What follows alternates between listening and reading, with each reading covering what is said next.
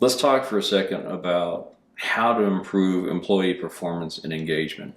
Um, Few things we need to take into consideration. The first thing we need to understand is that we need to hire the values that we're looking for and not the experience.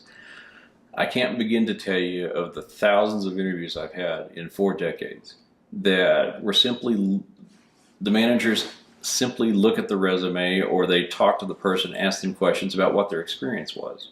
Have you served before? Have you bartended before? Where did you do this, that, and the other thing? And they've always thought, I don't know whether subconsciously or not, that that's the way to go. Because the more experience you have, the better you should be.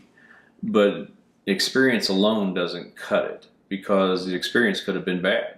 The experience could have been less than successful.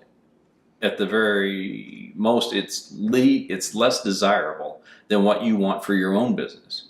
So the understanding is that if you've never done a thing successfully, why would that be the person that I want for that role? I've never understood that. I tend to focus on values. Tell me about what you value, and ask questions that relate to the job based on what it is you value. Engagement. How do you value talking to another person? How important is that to you?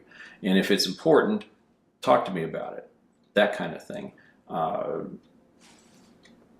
think of anything else that you want to ask about whatever the role is for expectations. It could be anything. It could be, how do you feel about just walking quickly? What does poise mean to you? I'm big on asking that question because I think poise has been something that we tend to forget about. But the bottom line on that point is to hire for the values. I don't care about experience. I can teach anybody to do anything in the business. That's just the simple stuff. I want to know what it is that you value as an employee, as a human being.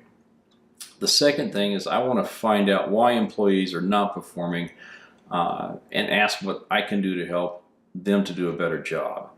Um, this has to happen on a shift by shift basis. I'm really big on one-on-ones.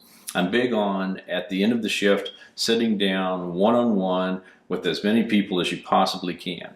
Obviously, if you're in a full service environment, then you're going to be checking out each server, so that gives you an opportunity to have a conversation with each server. But you've got to talk to the bartenders or the bussers or the kitchen staff as well.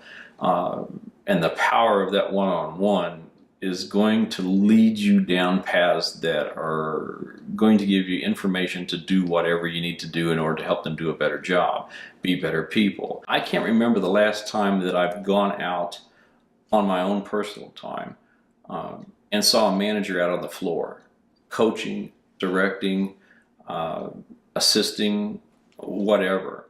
But that simply doesn't happen. Uh, and there may be a huddle or something at the beginning of the shift where the manager's talking about the specials of the day, or we've got this situation coming in, or we're expecting a bus or whatever here. Uh, but that doesn't really speak to the expectations of what the behaviors need to be. How do we need to act? What do we need to do more of? What are you noticing as a group during the shift that's simply not happening? Is the energy level low? Is somebody having a bad day? I mean, you've got to address those things. And it's not just the bad day stuff, but how are they performing overall? What can you help them do better every single day? That's what you need to be communicating about as a manager, but a lot of 9 times out of 10, that level of expectation isn't communicated to the employee.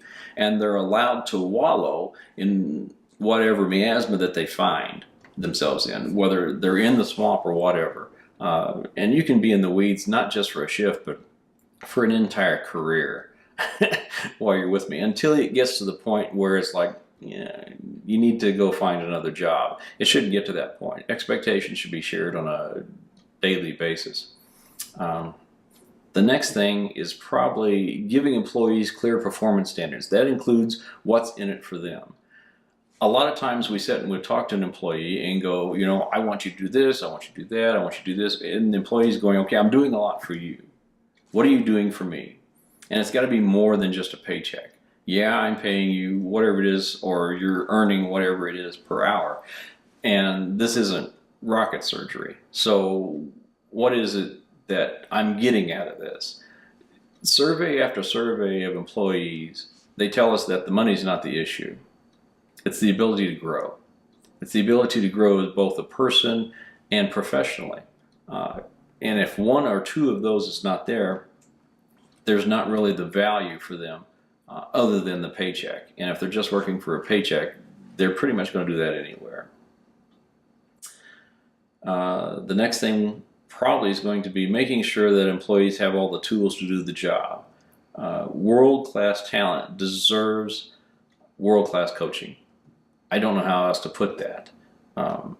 If you have A-level talent in your business, they're going to demand more. They're going to want to grow more. They're going to want to learn more. And they're going to have more tools. That's the reason they're A-level talent.